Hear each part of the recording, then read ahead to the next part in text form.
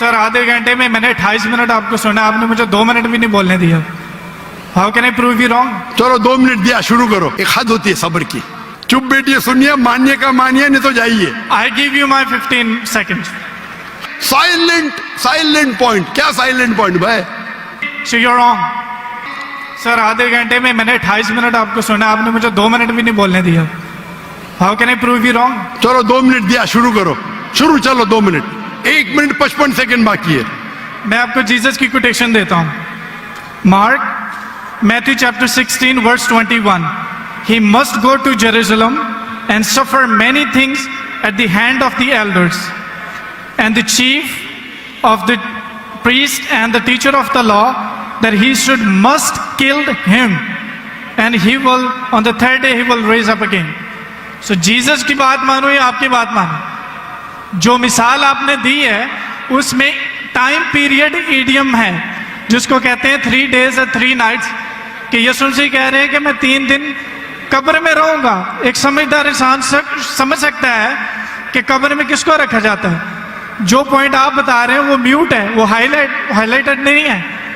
जैसे मैं मिसाल के तौर पर देता हूँ कि एक बंदे का कलर बहुत ज़्यादा सफ़ेद है, मैं उसको कहता हूँ बर्फ़ की तरह सफ़ेद हो, और एक बंदे की बॉडी ठंडी है, उसको कहता हूँ मैं आपके बर्फ़ की तरफ ठंडे हो। जहाँ पे मैं कलर को रेफर कर रहा हूँ वहाँ पर मेरा दूसरा पॉइंट नहीं है, और जहाँ पे मैं टेम्परेचर को रेफर कर रहा हूँ वहाँ पे मेरा दूसरा पॉइंट साइलेंट है। जीसस आपको 3 days और 3 nights कब्र में रहने की बता रहे हैं, और आप एक म्यूट पॉइंट को हाईलाइट कर रहे हैं कि जोना वहाँ पे दुआ कर रहा था, जोना ने वहाँ पे खाया था कि नहीं पिया था। That's not the point from this example. So I gave you the Jesus quotation. Jesus did confirm he will die and he will raise up again. So you're wrong. खत्म? अभी आप चुपचाप सुनेंगे मुझे? Yes. इसको 2 मिनट दिया कि नहीं? मैंने कब कहा कि ईसा अलैहिस्सलाम नहीं मरेंगे? जरूर मरेंगे। वो जब हर इंसान मरेगा, जब ईसा अलैहिस्सलाम दूसरी बार दुनिया में आएंगे जरूर मरेंगे। मैंने कब कहा नहीं मरेंगे? आपको पढ़ने नहीं आता है बाइबल। ईसा अलैहिस्सलाम ने कहा साइन ऑफ जोना में कि आपको मैं कोई भी निशानी नहीं दिखाऊंगा, सिर्फ साइन ऑफ जोना। जिस तरीके से यूनुस अलैहिस्सलाम जोना मछली के पेट में थे, उस जो आपने रेफरेंस कोट किया उसमें लिखा था कि ये साइन ऑफ जोना है? नहीं। अगर ईसा अलैहिस्सलाम मर जाते तो मौजूदा है ही नहीं, वो पैगंबर है ही नहीं। अगर लिखा है कि ईसा अलैहिस्सलाम मरेंगे, मैंने कब कहा कि नहीं मरेंगे? हर इंसान मरेगा। कुल्लु नफ्सिन जायकातुल मौत, कुरान की आयत है, सूरह इमरान सूरह नंबर 3 आयत नंबर 85। आप तो, मैंने कभी कहा कि ईसा अलैहिस्सलाम नहीं मरेंगे? ईसा अलैहिस्सलाम वापिस आने वाले, वापिस आने के बाद जरूर मरेंगे। मैंने कब? अभी चुप बैठिए आप, अभी आप चुप बैठिए। ये बहस करने का मौका नहीं, इतने प्यार से आपको बोलने का मौका दिया, मैं आपको मेरा 15 सेकंड दे दिया। अभी आप चुप बैठिए, चुप बैठिए, सुनिए, मानिए का मानिए, नहीं तो जाइए। हम लोग का वक्त मत जाया कीजिए।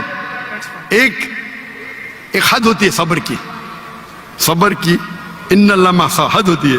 लेकिन सब्र करके लोग को इतना वक्त जाया कर रहे, नहीं 2 जमा 2 5, 2 जमा 2 5, क्यों? क्या मैं सुनते रहूं क्या?